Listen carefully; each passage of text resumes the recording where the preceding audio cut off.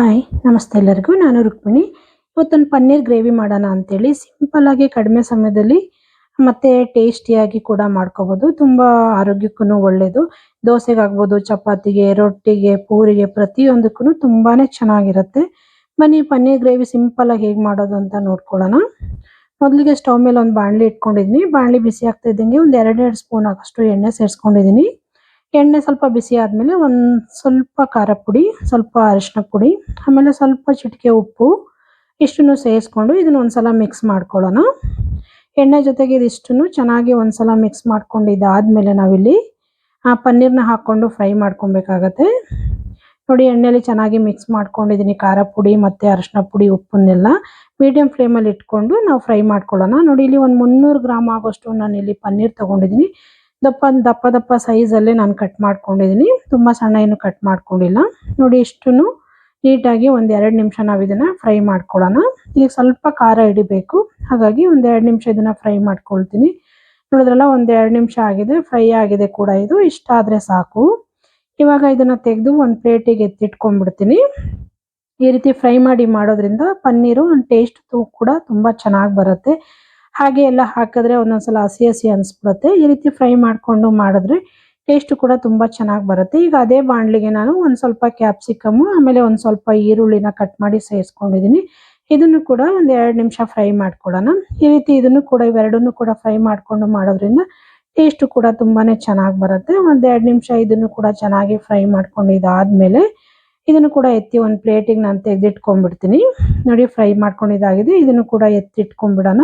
ನೋಡಿ, ಪನ್ನೀರು, ಈರುಳ್ಳಿ ಮತ್ತು ಕ್ಯಾಪ್ಸಿಕಮ್ ಮೂರನ್ನೂ ನಾನು ಮೊದಲಿಗೆ ಫ್ರೈ ಮಾಡಿ ಎತ್ತಿಟ್ಕೊಂಡ್ಬಿಡ್ತಾ ಇದ್ದೀನಿ. ಈಗ ಅದೇ ಬಾಣಲಿಗೆ 1 ಸ್ಪೂನ್ ಆಗೋಷ್ಟು ನಾನು ಬೆಣ್ಣೆ ಹಾಕ್ಕೊಳ್ತಾ ಇದ್ದೀನಿ.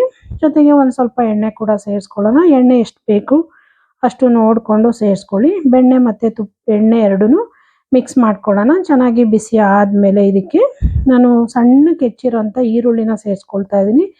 ಒಂದು 3 ಈರುಳ್ಳಿ ಫೈನಲ್ ಆಗಿ ಚಾಪ್ ಮಾಡಿದ್ದೀನಿ, ಅದನ್ನು ಸೇರಿಸ್ಕೊಳ್ತಾ ಇದ್ದೀನಿ. ನೋಡಿ, ಜೊತೆಗೆ ಒಂದು ಏಲಕ್ಕಿ, ಒಂದು ಚಕ್ಕೆ, 2 ಲವಂಗ, ಆಮೇಲೆ ಒಂದು ಪಲಾವ್ ಎಲೆ ಇಷ್ಟನ್ನು ಸೇರಿಸ್ಕೊಂಡಿದ್ದೀನಿ ಇದ್ರ ಜೊತೆಗೆ. ಈಗ ಹೈ ಫ್ಲೇಮಲ್ಲಿ ಇಟ್ಕೊಂಡು ಇದನ್ನು ಚೆನ್ನಾಗಿ ಫ್ರೈ ಮಾಡ್ಕೊಳ್ಳೋಣ. ಈರುಳ್ಳಿಲಿರೋ ಹಸಿ ಸ್ಮೆಲ್ ಎಲ್ಲ ಹೋಗಿ ಕಲರ್ ಕೂಡ ಚೇಂಜ್ ಆಗಬೇಕು ಇದರಲ್ಲಿ. ಅಲ್ಲಿವರೆಗೂ ನಾವು ಇದನ್ನು ಚೆನ್ನಾಗಿ ಫ್ರೈ ಮಾಡ್ಕೊಳ್ಳೋಣ. ನೋಡಿದ್ರಲ್ಲ, ಕಲರ್ ಕೂಡ ಚೇಂಜ್ ಆಗಿದೆ, ಈರುಳ್ಳಿ ಕೂಡ ಚೆನ್ನಾಗಿ ಫ್ರೈ ಆಗಿದೆ. ಇವಾಗ ಇದಕ್ಕೆ ಒಂದು ಅರ್ಧ ಸ್ಪೂನ್ ಆಗೋಷ್ಟು ಶುಂಠಿ ಬೆಳ್ಳುಳ್ಳಿ ಪೇಸ್ಟ್ ಹಾಕ್ಕೊಳ್ತಾ ಇದ್ದೀನಿ. ನೋಡಿ, ಇದನ್ನು ಕೂಡ ಒಂದು ಅರ್ಧ ನಿಮಿಷ ಫ್ರೈ ಮಾಡ್ಕೊಳ್ಳೋಣ. ಇದರಲ್ಲಿರೋ ಹಸಿ ಸ್ಮೆಲ್ಲು ಹೋಗಬೇಕು, ಅಲ್ಲಿವರೆಗೂ ಇದನ್ನು ಕೂಡ ಫ್ರೈ ಮಾಡ್ಕೊಬಿಡೋಣ. ಒಟ್ಟಿಗೆ ಹಾಕೋಬಿಟ್ರೆ ಈರುಳ್ಳಿ ಜೊತೆ ಸ್ವಲ್ಪ ಸಿಡಿಯುತ್ತೆ, ಚೆನ್ನಾಗಿ ಫ್ರೈ ಮಾಡೋಕ್ಕಾಗೋದಿಲ್ಲ. ಹಾಗಾಗಿ ಈರುಳ್ಳಿ ಫ್ರೈ ಆದಮೇಲೆ ನಾನು ಶುಂಠಿ ಬೆಳ್ಳುಳ್ಳಿ ಪೇಸ್ಟ್ನ ಹಾಕ್ಕೊಂಡಿದ್ದೀನಿ. ಇದಿಷ್ಟು ಫ್ರೈ ಆದಮೇಲೆ ನೋಡಿ, ಇಲ್ಲಿ ಟೊಮೊಟೊ ಹಣ್ಣು 2 ಟೊಮೊಟೊ ಹಣ್ಣು ರುಬ್ಕೊಂಡು ತೊಗೊಂಡಿದ್ದೀನಿ. ರುಬ್ಬಕ್ಕಾಗಲಿಲ್ಲ ಅಂದರೆ ಸಣ್ಣ ಕೂಡ ಹೆಚ್ಚಿ ಕೂಡ ಹಾಕೊಬೋದು ನಾವಿಲ್ಲಿ. ನೋಡಿ, ಟೊಮೊಟೊ ಹಣ್ಣನ್ನು ಕೂಡ ಈರುಳ್ಳಿ ಜೊತೆಗೆ ಚೆನ್ನಾಗಿ ಫ್ರೈ ಮಾಡ್ಕೊಳ್ಳೋಣ. ಟೊಮೊಟೊ ಹಣ್ಣು ಚೆನ್ನಾಗಿ ಫ್ರೈ ಆಗಿ ಹಸಿ ಸ್ಮೆಲ್ಲೆಲ್ಲ ಹೋಗಿ ಸ್ವಲ್ಪ ಕಲರ್ ಚೇಂಜ್ ಆಗಬೇಕು, ಇದು ಅಲ್ಲಿವರೆಗೂ ಫ್ರೈ ಮಾಡ್ಕೊಬೇಕು.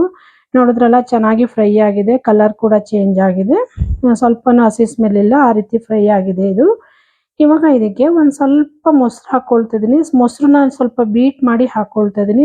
ಗಂಟಿರೋ ಥರ ಮೊಸರು ಹಾಕ್ಕೊಂಡಿಲ್ಲ ನಾನು. ಇವಾಗ ಇದಕ್ಕೆ ಒಂದು ಅರ್ಧ ಸ್ಪೂನ್ ಆಗೋಷ್ಟು ಖಾರ ಪುಡಿ, ಅರ್ಧ ಸ್ಪೂನ್ ಧನಿಯಾ ಪೌಡ್ರು, ಆಮೇಲೆ ಅರ್ಧ ಸ್ಪೂನ್ ಆಗೋಷ್ಟು ಗರಂ ಮಸಾಲ ಯೂಸ್ ಮಾಡ್ತಾ ಇದ್ದೀನಿ.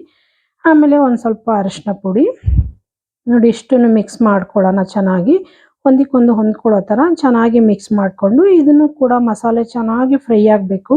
ಹಸಿ ಸ್ಮೆಲ್ಲೆಲ್ಲ ಹೋಗಿ ಇದರಲ್ಲಿ ಎಣ್ಣೆ ಎಲ್ಲ ಬಿಟ್ಕೋಬೇಕು. ಅಲ್ಲಿವರೆಗೂ ನಾವು ಮಸಾಲೆನ ಮೀಡಿಯಂ ಫ್ಲೇಮಲ್ಲೇ ಇಟ್ಕೊಂಡು ಚೆನ್ನಾಗಿ ಫ್ರೈ ಮಾಡ್ಕೊಬೇಕಾಗತ್ತೆ.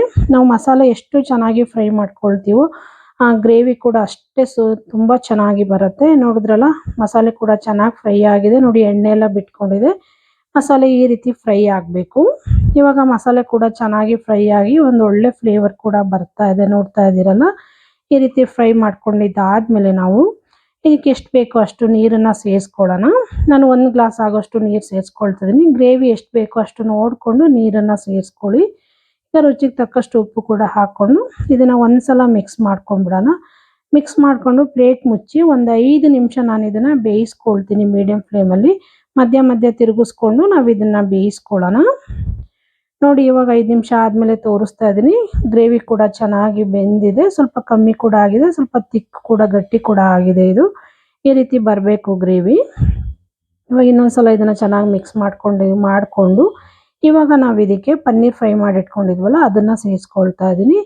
ಜೊತೆಗೆ ಮತ್ತೆ ಈರುಳ್ಳಿ ಮತ್ತೆ ಕ್ಯಾಪ್ಸಿಕಮ್ ಫ್ರೈ ಮಾಡ್ಕೊಂಡಿದ್ವಿ ಅದನ್ನು ಕೂಡ ಇವಾಗಲೇ ಒಂದೇ ಸಲ ಮೂರನ್ನು ಸೇರಿಸ್ಕೊಳ್ತಾ ಇದ್ದೀನಿ.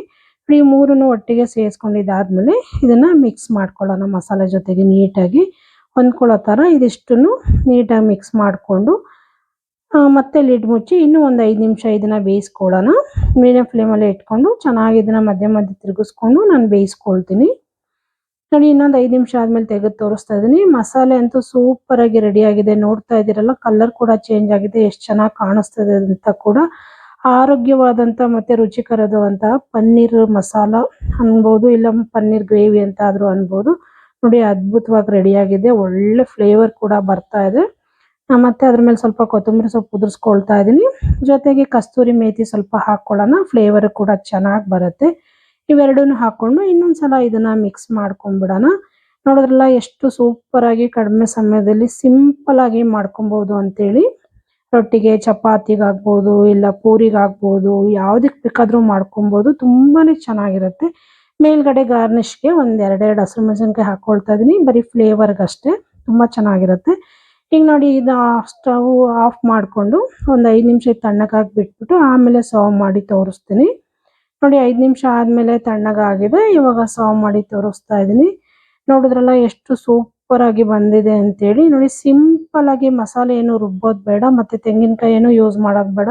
ಸಿಂಪಲ್ ಆಗಿ ಆರೋಗ್ಯಕರವಾದಂಥ ಪನ್ನೀರ್ ಗ್ರೇವಿ ರೆಡಿ ಆಗಿದೆ. ರೊಟ್ಟಿಗೆ ಚಪಾತಿಗೆ ಪೂರಿಗೆ ಯಾವುದಕ್ಕೆ ಬೇಕಾದ್ರೂ ಕಾಂಬಿನೇಷನ್ ಆಗಿ ಮಾಡ್ಕೋಬಹುದು. ನಾನು ರೋಟಿ ಮಾಡ್ಕೊಂಡಿದ್ದೆ. ನೋಡಿ ಅದ್ಭುತವಾಗಿ ಬಂದಿತ್ತು.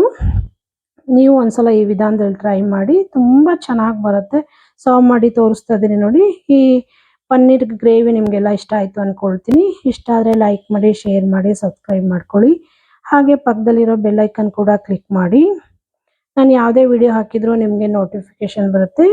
ಹೀಗೆ ಇನ್ನಷ್ಟು ಈಸಿ ಹಾಗೂ ಸಿಂಪಲ್ ರೆಸಿಪಿಗಳಿಗಾಗಿ ಆಡಿ ಅಡುಗೆ ಮನೆ ಚಾನಲ್ನ ಸಬ್ಸ್ಕ್ರೈಬ್ ಮಾಡಿಕೊಂಡು ಸಪೋರ್ಟ್ ಮಾಡಿ ಅಂತ ಕೇಳ್ಕೊಳ್ತೀನಿ.